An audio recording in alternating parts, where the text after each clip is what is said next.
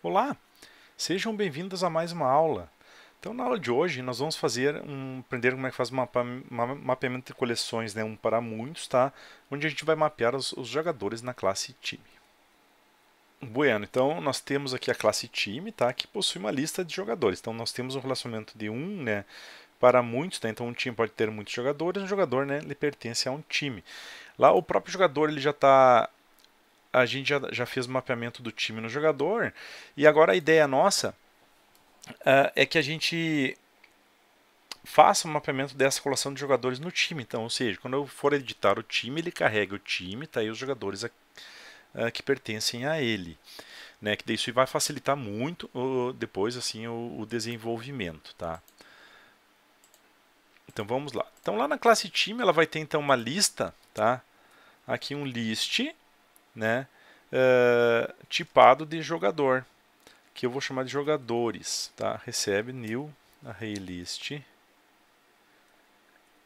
de jogadores, tá? Daí a gente encapsula esses atributos, refactor, vamos encapsular esses campos, tá?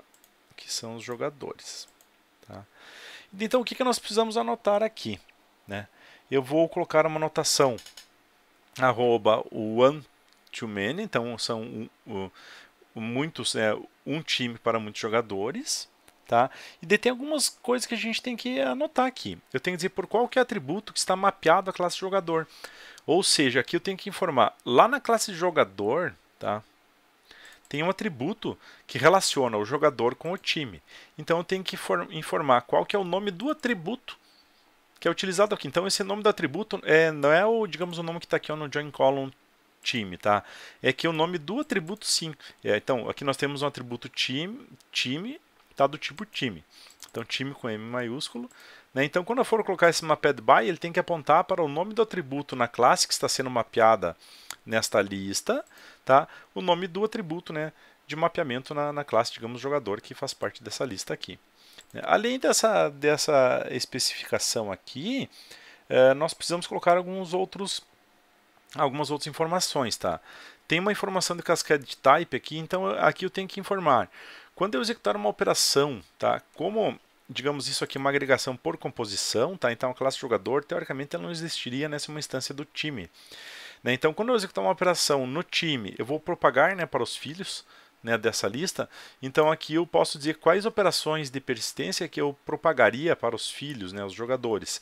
No caso aqui, eu vou propagar todos. Né? Apaguei o time, apaguei o jogador, né, e assim por diante. Tá?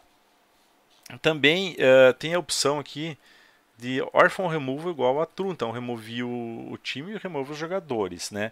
E também o fetch type. Tá? Então, fetch type quer dizer o quê?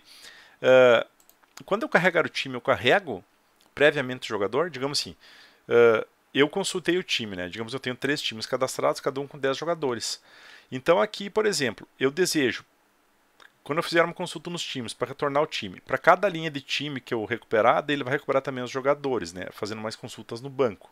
Ou então eu recupero somente os dados do time, quando for usar os jogadores, eu recupero os jogadores, tá? Então são duas estratégias, tá? Então a lazy é assim, ó. A fetch type lazy quer dizer o seguinte, ó, quando eu carregar o time, eu carrego só os dados do time. E daí quando eu for usar os jogadores em si, daí eu vou fazer mais uma consulta automaticamente na JPA fazer para nós para recuperar os jogadores, tá? E outro tipo que é o eager, tá? Daí é o seguinte, então quando eu carrego os times, eu já recupero todos os objetos, né, de jogadores dele, tá? Então isso aqui dá um impacto muito grande no banco, tá? Eu coloco o lazy sempre, porque daí se eu estou só consultando na tela os dados do time, eu não preciso ter lá já estar com os dados na mão dos jogadores, né? Então eu coloco o lazy. Se eu colocar eager, assim vai funcionar tudo também, só que talvez tenha tu vai ter que fazer muito mais consultas no banco e o que vai acarretar, né, em uma performance um pouco pior do nosso sistema. Tá? Então recomendo sempre que se coloque em lazy, né? E depois quando a gente for trabalhar lá na tela, a gente vai tratar, né? Porque quando ele carregar um objeto em específico, um time específico, daí sim que ele vai buscar as informações dos jogadores. Tá? E daí nós vamos criar dois métodos, tá? Para facilitar depois a manipulação dessa classe lá na nossa interface, tá? Então eu vou criar primeiro um método público void que eu vou chamar de adicionar jogador, tá? Que ele recebe então um jogador por parâmetro obj, tá? E daí eu vou pegar esse jogador, vou setar o time dele, tá? Para sempre a instância desse objeto que está chamando esse método. E daí eu vou pegar aqui, ó, this.jogadores e vou mandar adicionar o jogador que veio por parâmetro. Então, só isso aqui. E daí para remover o jogador, né, eu vou pegar aqui então um método público, void remover jogador, tá? Onde eu vou receber, daí nesse caso aqui, então o índice do jogador por parâmetro, tá? E daí eu vou pegar this.jogadores, tá? E daí eu vou chamar o método remove, né, pelo índice que vem por parâmetro. Então a ideia aqui é que quando a gente vai na nossa tela lá, digamos assim, eu adicionei um jogador na lista, mas eu não salvei ainda ele, né? Logo eu não tenho código para recuperar pelo jogador. Então eu vou pegar, né, quando eu clicar no botão de excluir, ele vai pegar o índice do jogador naquela lista e remover da lista. Bem, após isso aqui falta nós testarmos, né, então o jogador. Então eu vou pegar aqui o teste persistir jogador time, né? Eu vou copiar, tá? E vou colar refatorando. Paste, refactor copy. E vou chamar um teste persistir, então, lista jogadores. Tá? Eu vou carregar o time, Entity Manager método find, tá? Time.class e o código 1, né? E eu vou recuperar também um jogador. Aqui eu tenho um jogador de código 3, tá?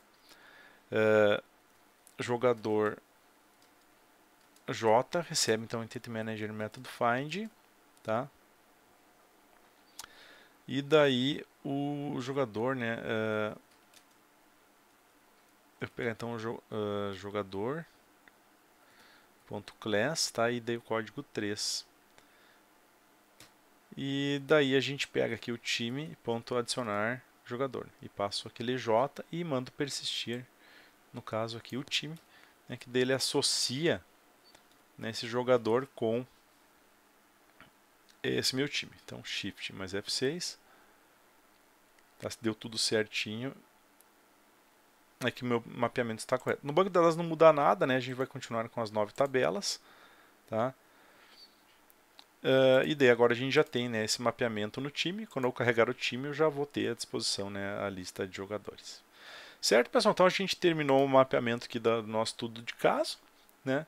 E posteriormente vamos começar o desenvolvimento da aplicação web para fazer as manutenções nessas tabelas. Certo, pessoal? Então obrigado pela atenção de todos e até a próxima aula.